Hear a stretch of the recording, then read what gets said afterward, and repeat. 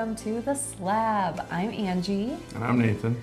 And we're here to talk about all things videography. Whether you are a novice like me or an expert like Nate, we just are here to talk about the things that affect us as videographers. Yep, and you can always listen to this on a podcast, anywhere that podcasts are found, or if you're listening to this, not watching it, you can see it at youtube.com /@SLAB Visuals if you want to see our sparkling faces on here. Yes, our sparkling tired faces. Yeah. So the topic today is interviews. Yep. And interviews as a filmmaker, at some point you're going to be, probably, even if you do social media videos only, or even construction videos for a construction company or real estate, you're going to probably have somebody that's going to be in front of your camera, talking to your camera, and interacting with your audience. That's right. There's always a need for the good sound bites from somebody that knows what they're talking about, whether they're an expert or a client that's been affected. You're going to end up interviewing someone. So this is crucial. Mm-hmm. So today we want to talk about some tips that I've gained over 15 plus years of interviewing people. I was doing podcasts before I did video work, and these are all just like tips and hacks that I've been well earned over these 15 years. And I want to pass them along to you, hopefully, so that it will save you some time and frustration of having to learn them the hard way, like I did. Right. Yeah. So let's jump right into it. We're going to talk about a few of the different interview styles. Like when you're setting up and prepping for an interview, you're going to want to think about these things before you jump into it. So let's talk about interview styles. Yeah, so interview styles, it could be a couple things. You want to think about this ahead of time so that you're prepared, right? It's always about being prepared. That's part of being professional. And so it could be standing, it could be sitting, could be moving. So you want to think about that if your camera is going to be on sticks, or, that's a tripod, right? What we call them, sticks. Or is it going to be on a gimbal, or some kind of other moving, even a vehicle, right? Mm-hmm. So think about that. You also want to think if the person is talking to you as the interviewer, or talking straight to the camera and addressing the camera right into the lens, kind of like we are with the podcast. And then the last one I have, are you interviewing? Are you the person interviewing, you as the person behind the camera? Or is there someone else? Are you part of a team? So is there someone sitting beside the camera that is asking the questions, and you just get to focus on the camera itself? So that's something to consider. Right. And sometimes even the interviewer is being captured in that conversation on camera, right? Mm-hmm. I mean, think Oprah Winfrey, or any host that ever was. Like, you capture both of them. And so perhaps your client is wanting to sit down and capture a conversation and an interview style between them and somebody that they've selected. So you might have multiple cameras needing to be set up. And I really think it's so important to know exactly what that layout is, because nothing makes an interviewee more at unease, if they don't know where to look and who they're talking to. That has to be at the forefront, like, of all your objectives in an interview, right? Yep. And this all feeds into the camera setup. Will it be a single camera? Will it be a multi-camera, so that you get those multiple angles? If you have 2 interviewees, you might want 3, right? Like, it just depends. Yep. And so as part of the setup, this is all under setup, we have interview style. The next one is lighting. And so that's you want to think about how you're going to light your subject. Typically there's a key light, and so that's the main light that is in front of the person that draws attention to them. And this is just kind of like the classic default one. You can play with it as much as you want. If you're going for an effect or in a mood, obviously you're gonna, modify this. But a good place to start is having that key light that's usually kind of about, I would say, 45% angle from their head, facing in slightly off center. Typically the key light is on the same side that the interview person. So if they're looking off camera, that's where the key light should come from. All right, so the place they're looking, the key light there. The other thing is a hair light. So if you have a key light, let's say coming from this angle, the hair light would be opposite. And if you're listening to this, I'm pointing to the camera. If I'm looking at the camera, let's say that the key light is at your like 10 o'clock, right? And then that means that if you're looking at the camera, the hair light for the subject should be at like your 5 o'clock or your 4 o'clock. And so that will be opposite of where your key light is. And then beyond that, it's really your judgment. It's like you can light the background to keep it interesting. So if you don't want a dead background, you can light the background, whether it's a plant, you can put different color lights. A lot of, a good example to look is YouTube videos. A lot of YouTubers that, the visual language of YouTube has really kind of upped their game over the years. And so most people have some kind of accent light in the background, whether it's little trinkets or, little things that are important to them that talk about their personality and their character of their channel. You can do the same thing with your on-camera interviews too for subjects. So. Absolutely. And I want to jump in here because I think this is something I hear you talking about, and I don't think we really brought it into this, but like where that camera should be, at what level and pointing where, because I can't tell you how many times we've seen an interview and gone like, who is that person talking to, or why is it set that way? And so what would your recommendation be as far as like a single person interview giving a testimonial? Like where would you level that? You don't want it pointing, down on them. No, that's part of eye level. Yeah, that's part of the setup, and that's we'll talk a little bit about environment coming up, but that would be, and yeah, we can talk about environment actually. That's on our list. We talked about the interview style, the lighting, and this talks about environment. So she asked where would the camera be. You usually typically want it at eye level. Because you want it to feel like a conversation. You want it to feel conversational. That is the most relatable way. But again, if you're going for an effect, let's say your A camera is at eye level, but your B camera could be, it's off to the side, and it could be a little bit lower. So they call it like a hero shot, right? You're looking up at the person. So that's an effect. Typically the looking up somebody's nose is not very flattering. I don't want you to do that to me. Yeah, exactly. And then if the camera's above them looking down, that is also not flattering either, because then it looks like you're kind of looking down on their forehead is either. So, well, I think the effect might feel like diminutive or something like that. Yeah. But I will say, from my perspective, and most women, the downward angle is very flattering, and we prefer that.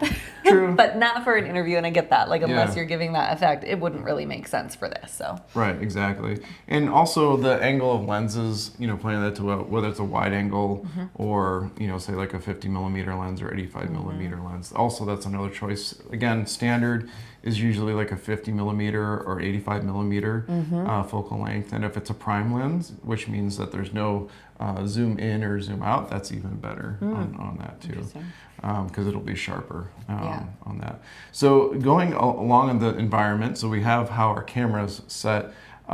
Try to choose the least noisy place and least amount of distraction and least amount of light variability. So where we've picked today, where we're filming this podcast, if you're listening, we are currently in one of the rooms of our house and we are backlit by the sun. So this typically isn't, we do have a key light, but it's not the best setup for an interview. But again, it's the best place in our house right now for us to film. And so, that's you make it work. That's what you always have to do, right? Yep. And the thing is it might seem like a no-brainer to say like, oh, make sure you choose not too noisy or busy of an environment. But the thing is when a client says, I want you to do this here, that can be really challenging because they have something in their mind, and you have to be flexible, right?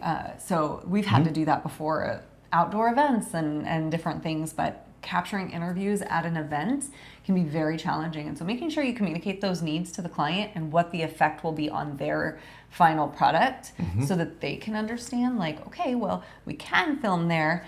You might experience more of this and it may take a little bit more editing time and cost and stuff to be able to refine that to a point where, if you can just find a hotel, conference area that we can pull people off to, that might be much more effective for getting that.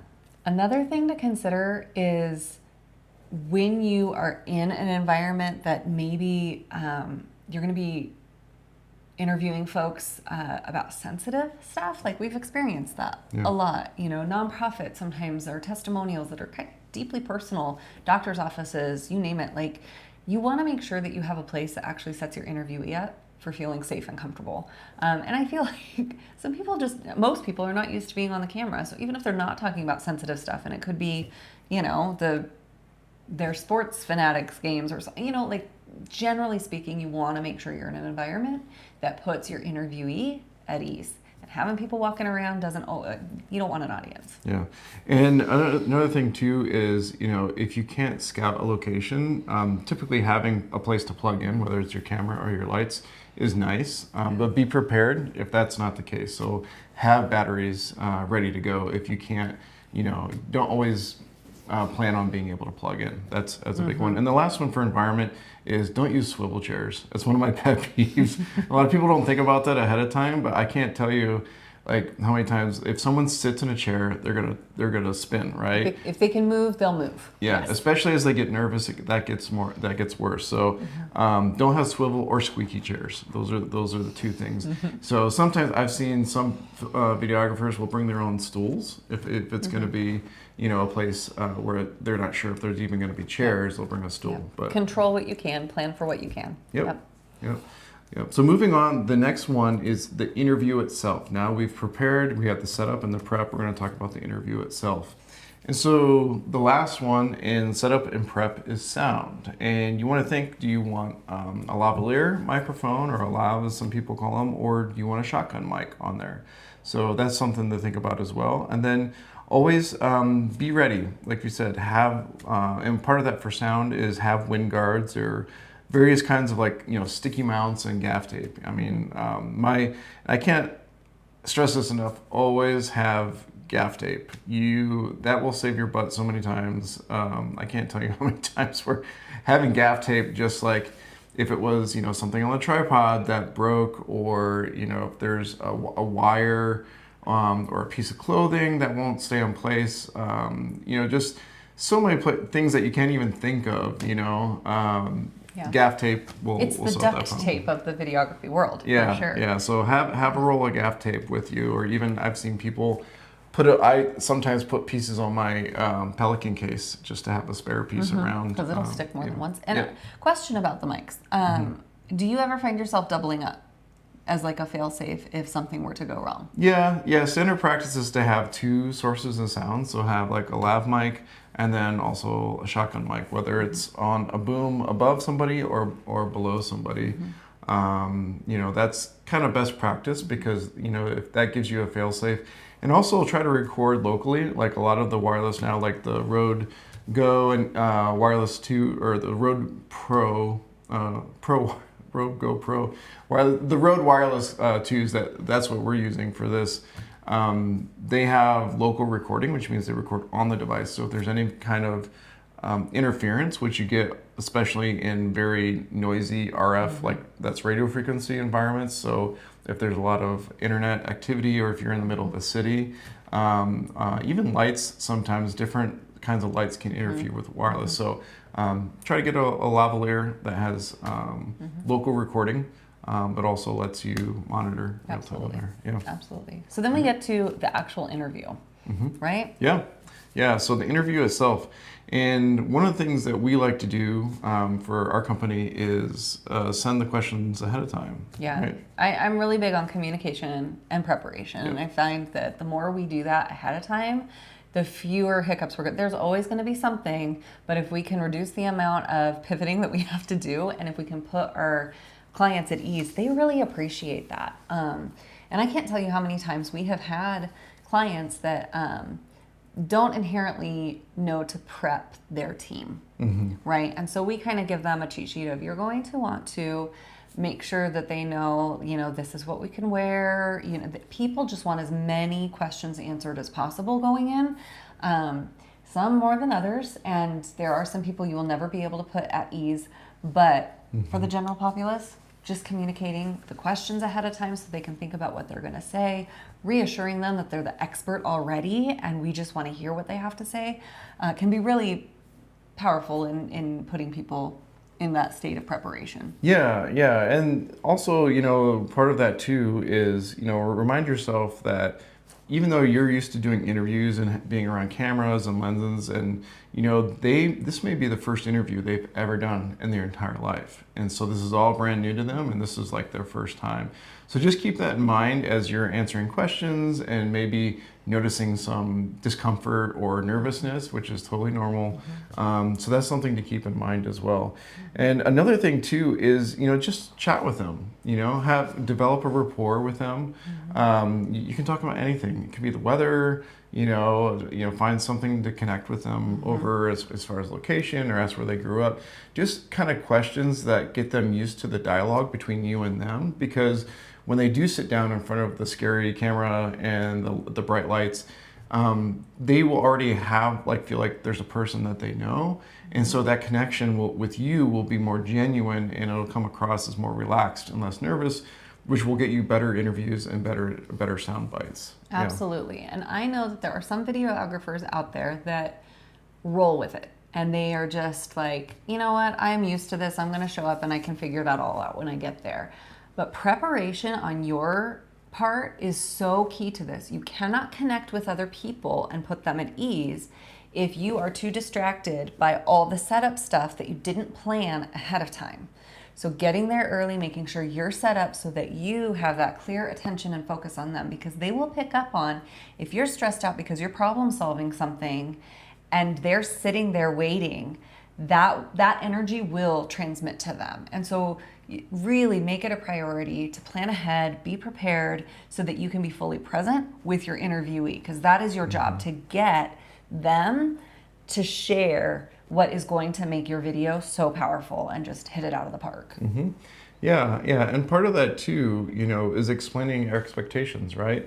So as you are getting set up, if you're setting up your equipment and they're there with you in the room, just say, hey, this is what we're going to do. We're going to set up, it's going to take me probably about this long, and say, we'll get the lights and camera set up. We'll do a quick sound check. And then we'll start with the questions. We'll put a microphone on you, and and talk about, where you're going to put the microphone. So it's probably a little bit more, sensitive for I think women than men. So being very clear about, hey, I think the best place for your microphone is going to be on your lapel. Is it okay if I place that on your lapel? Or if you could just have them flip the shirt like this on the collar to place it there. So just being very clear on all those things and having that communication, again, is part of that rapport, which will give you a better interview and better sound bites along the lines too. And be sure to listen to them. Oftentimes you're going to hear someone share a little bit of their anxiety or insecurity, and so being able to validate their concerns and reassure them and just listen to those and really hear those, you're always letting people know, like, hey, it's my job. Like, I'm going to make you look good, right? Yeah. That's my job, is to make you look good, make you sound good. And editing, there's no wrong answer, right? Because I'm gonna pick and choose when you say it the best. So don't worry about getting it right and perfect. Yep. And another one too that has come up over the years as far as getting them comfortable and sitting in front of the camera is turning off your tally light. So that's the little red recording light on your camera. Some cameras have them, some don't. But usually there's an option to turn that off. On my camera, it's a Blackmagic, one of the 6K Pros, and it's handy if you're in a studio situation, right, where there's someone in like a news thing and they're looking at camera A, B, C, and they need to know which camera's recording. But for a sit-down interview, that's a totally different situation, and that red light can actually intimidate them because it reminds them, either consciously or subconsciously, that, hey, I'm on camera, I'm being recorded, I can't say anything, I better not mess it up, I better not say something wrong. So that's something that over the years I've kind of gleaned, is that. Another thing too is be professional but be efficient when you need to be. So don't be in a rush, but there have been situations where, for example, if you're in a business or corporate space and it's like a CEO or someone from a C-suite team that you are interviewing, their time is very valuable, and so you've maybe been allotted 5, 10, 15 minutes for this person. So you're probably going to set up ahead of time. They're going to come in a flurry, sometimes with a team of people. So be efficient. Again, you don't have the time to develop the rapport, but just be professional, friendly. Feel like you have all the time in the world, even if you don't. Be patient. Yeah, yes, be patient, sure. but be efficient with that. Yeah. Go ahead. Yeah. I was going to say, and another thing too is, they'll the interviewee will be more comfortable when they feel that you're in control of the situation. And, part of that is listen to what they're saying, but also just, being patient and reassuring them for kind of what we said earlier, that it's my job to make you look and sound as good as possible. And part of that patience as well is listening, like truly listening to them. So when they give an answer, listen to what they say. And sometimes, one of the tips that I've gathered over the years is wait a couple extra seconds at the end. So when it sounds like a natural ending to their answer, instead of rushing on to the next question that you have prepared, just sit there for an extra couple beats and, give them, because sometimes they will add something that you wouldn't have thought of, and you'll get the best soundbite of the interview. I've had that happen a couple times just by simply waiting. Pause. The power of the pause. Yes. Yeah. Absolutely. And I think most professional interviewers that you've noticed or seen allow a pause so that you can draw out. Therapists will do it. It's just a really good, effective way of getting more content that people just need time to process, right? Yeah, totally. Yeah, and I also like to ask follow-up questions. So these are often questions that aren't on the prepared question list, but just kind of naturally flow. So like, oh, how did you feel about that? Often I'll say, what would you say to a person considering, going into your field or considering this situation? What would you say to that person? Because sometimes those will give you those will give you answers that really wrap up in a soundbite. There's different schools of thought on, should the person reframe the question when they answer. That's not my style. People that do it, that's great. To me, that always sounds a little bit canned, like a little bit rehearsed. And I would rather have, much more unrehearsed answers than, 3 minutes of rehearsed answers, I guess would be. But again, it all depends on the situation. And some people would feel that's more efficient, having the person repeat the question in the end. But I feel like I can get enough through leading questions and the style of questions, that I can use to tell the story. Yeah. Yes. Yeah. Yeah, I think this is really an interesting one. But if you want to engage people, just kind of like the far off look or like you're looking at your camera and you're going, like that's not really engaging them and helping them feel heard. It'll come through in their audio as well. So just make sure that you nod in agreement so that you're not cluttering up your audio feed, and you want to be affirming what they're saying, but make sure there's eye contact there, that you're not just distracted in doing that. So yeah. And the next one too is probably one of the biggest ones, which is don't panic.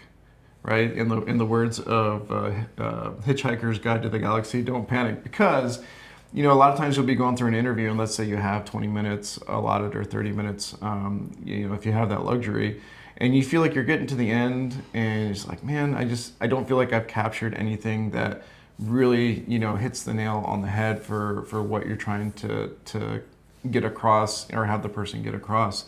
And, and one of the things that I've found over the years is that generally you will get your best soundbite in like the last 2 minutes of your interview, whether it's a 5 minute, 10 minute, or even an hour, interview. That last 2 minutes sometimes is where you will get that soundbite. And it boggles my mind, and it's just one of those things where it's a process, right? So you have to go through that process of that hour of talking and them sometimes thinking through things and putting things into more concise terms, and then that last 2 minutes is when you get the soundbite, right, that you're going to use. One of the questions sometimes that helps that is, is there anything you'd like to add that I haven't asked? Because sometimes, when you put it that way, then they can frame their thoughts in their own style or the way. Like everybody has their own internal process for framing thoughts. And so when you ask, is there anything you'd like to add? Maybe they've had this thing in the back of their mind, and that's where you get your soundbite, right? So that's one thing I like to add at the end. Yeah. And then when you're closing out, letting them know, okay, that's great, we're all finished up. Make sure you thank them for their time. We don't know, maybe they were told to be there, or maybe they were the one that set the whole thing up. But to be willing to sit down, share your thoughts in front of a camera is a very intimidating experience, and it's I mean, this is what is your bread and butter. So make sure you thank them for their time. They'll really appreciate feeling appreciated and hopefully come back to you for all their video needs in the future. Yep. So that wraps up this episode. I hope there's a couple tips in there that you can glean and use in your own video production workflow. Let us know what we forgot. Yeah. We'd love to know. Yeah, reach out to us at podcast@slabvisuals.com. That's right. Or if you're watching on YouTube, feel free to comment below and we'll respond. Yeah, absolutely. Totally. We just appreciate you checking us out. SLAB Visuals here in Spokane, Washington, on the SLAB. Yeah, go create something.